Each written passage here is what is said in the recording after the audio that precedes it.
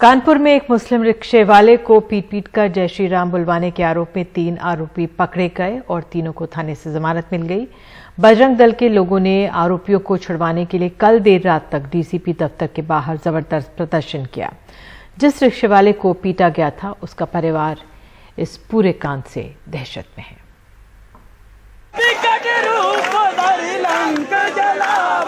ना यहाँ कहीं लंका है और ना ही हनुमान जी, लेकिन यहाँ भी किसी बेगुनाह को सरेआम पीटने के आरोपियों को छुड़ाने के लिए उनका ही नाम लिया जा रहा है।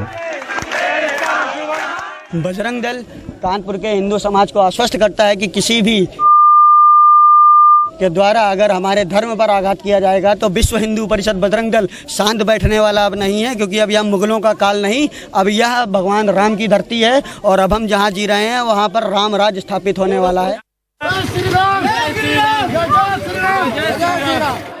जिन्हें छुड़ाने के लिए हनुमान चालीसा पढ़ी जा रही थी वही इस कांड के आरोपी हैं। वे सरेआम एक मुस्लिम रिक्शे वाले अफसार को पीट कर उससे जय श्री राम बुलवाते रहे। उसकी मासूम बच्ची बाप की पिटाई देख चीख कर रोती रही। अफसार पे ना कोई आरोप है ना कोई एफआईआर। उनका कसूर बस इतना है कि वो उस महिला के देवर हैं जिनसे उसके एक हिंदू पड़ोसन का झगड़ा है। इस कांड से पहले बजरंग दल ने वहां एक सभा की और ये ऐलान किया, हम हिंदू समाज को आहत नहीं होने देंगे। हम अपने सनातन धर्म को बचाने के लिए स्वयं सक्षम हैं। अगर हमारा हिंदू परिवार किसी भी प्रकार से परेशान रहेगा हम उसके लिए खड़े हैं। अफसार की पिटाई की तस्वीरें टीवी में देखकर गांव में रहने वाली उसकी मां घबराकर कानपुर भाग गईं। मां बेटा मिले तो लिपट कर खूब रोए। अफसार की पत्नी कहती हैं कि बाप की इस तरह सड़क पे पिटाई से उनकी बच्ची पे बहुत बुरा असर हुआ है। बच्चे दस्तिया गई, एकदम दहशत घुसी है उसके शरीर में। खाना पीना बिल्कुल नहीं खा रही है, न खेल रही है, न पहली नमाज चटक फटक है बच्ची को मेरे। वो डर रही है कहीं हम लोग को मान न दे अकेला। कानपुर की कच्ची बस्ती में झोपड़पट्टियां हैं। इनमें कुरेशा और रानी पड़ोसी हैं। एक रोज कुरेशा का बेटा ई रिक्शा से घर आया तो रिक्शे वाले से उसका पहिया रानी के दरवाजे से लड़ गया। उसी से झगड़ा शुरू हुआ था। 12 जुलाई को कुरेशा ने रानी और उनके पति पर मारपीट की एफआईआर लिखवाई थी। 31 जुलाई को रानी ने कुरेशा के 3 लड़कों पर छेड़खानी की एफआईआर लिखवाई। बाद में रानी ने आरोप लगाया कि उनकी पड़ोसी कुरेशा उनसे कह रही हैं कि तुम मुसलमान हो जाओ और अपना धर्म हमको 20,000 में बेच दो। लोग कह रहे अपना धर्म छोड़ के हमारे धर्म में आ जाओ। हम नहीं आ रहे तो कह रहे 20,000 रुपया ले लो, धर्म बेच दो।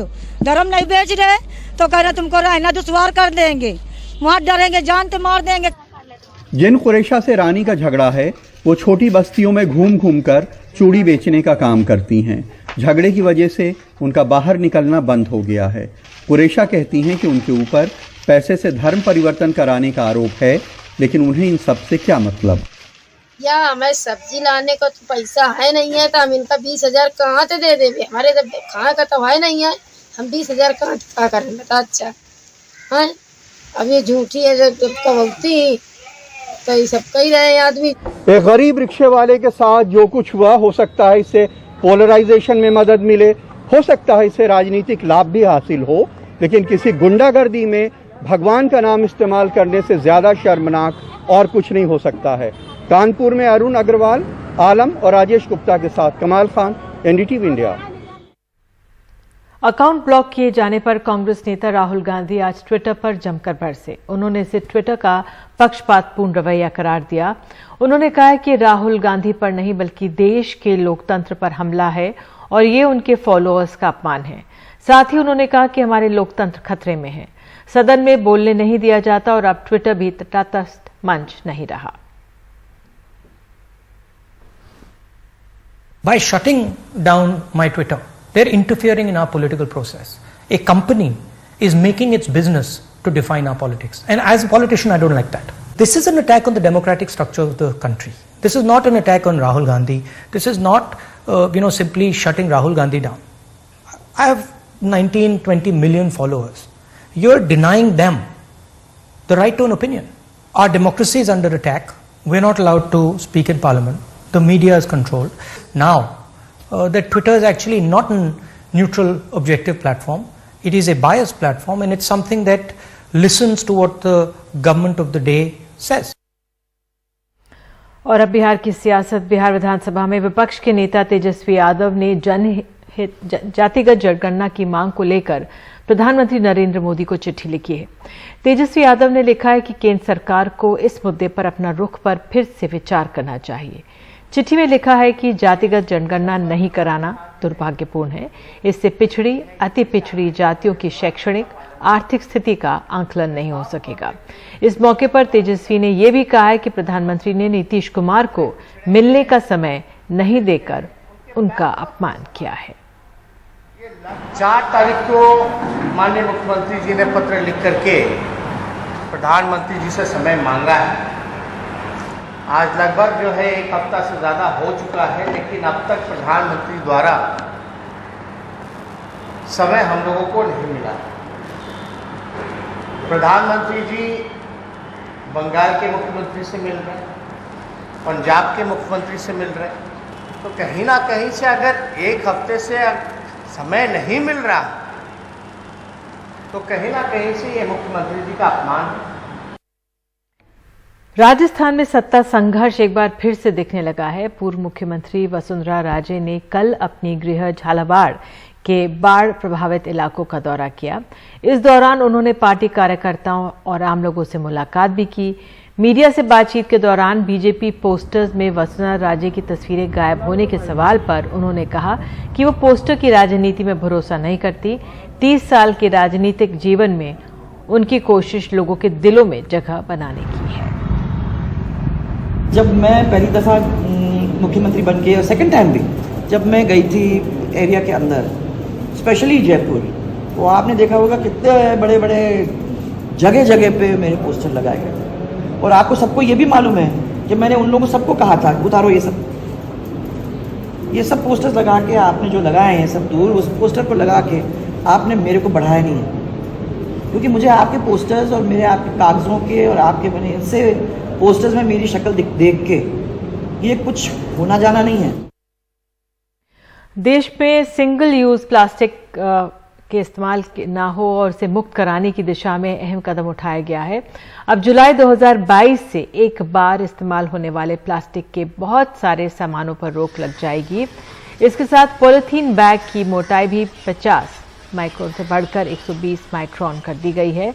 जिन सामानों पर रोक लगेगी उनमें प्लास्टिक के स्टिक होंगे, डंडे और जो लॉलीपॉप की डंडी होती है वो, चम्मच, ग्लास जो कटलरी जिसे कहते हैं वो, मिठाई और सिगरेट बॉक्स पर लगाई जाने वाली पॉलिथीन जैसे कई सामान शामिल हैं।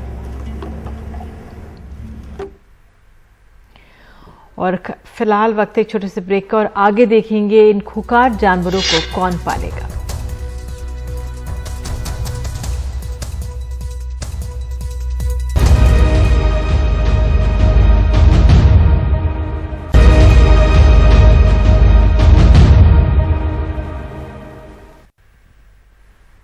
मुंबई के बोरीवली में संजय गांधी नेशनल पार्क ने अपने जानवरों की देखभाल का खर्चा जुटाने के लिए लोगों को प्रस्ताव दिया है कि वे जानवरों को गोद लें। वन विभाग के मुताबिक इस साल इसके लिए संजय गांधी नेशनल पार्क में मौजूद प्राणियों से भी ज्यादा आवेदन आ गए हैं, जो एक बड़ी और अच्छी बात है।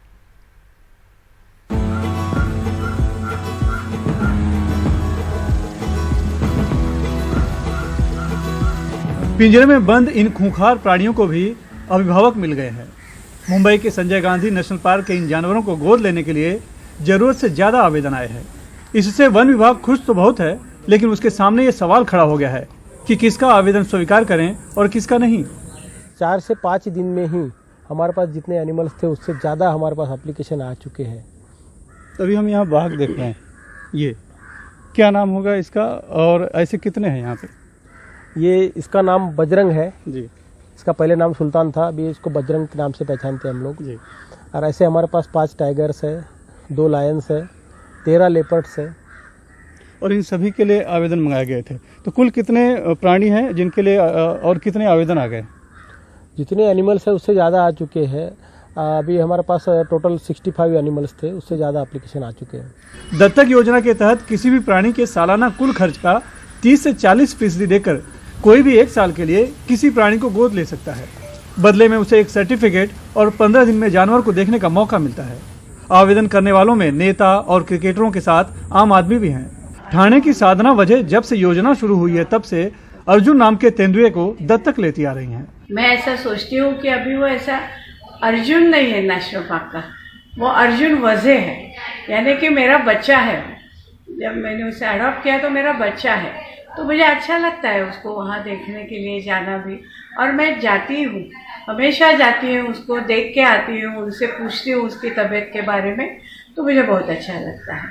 संजय गांधी नेशनल पार्क में 5 बाघ, 2 शेर, 13 तेंदुआ, 3 रस्टी कैट यानी दुनिया की सबसे छोटी बिल्ली, 35 हिरण, 9 चारसिंगा और 3 नीलगाय मौजूद हैं, जिन्हें कोई भी साल भर के लिए गोद ले सकता है। इंसान और जानवर का रिश्ता तो पुराना है। पालतू जानवरों के लिए इंसान अपना प्यार लुटाता रहता है, लेकिन जंगली प्राणियों की देखभाल के लिए भी इतनी बड़ी संख्या में इंसानों का आगे आना एक नए रिश्ते की शुरुआत है और पर्यावरण के लिए भी यह शुभ संकेत है। मुंबई से cameraman Praveen Rohit, Sunil Singh, NDTV India के लिए।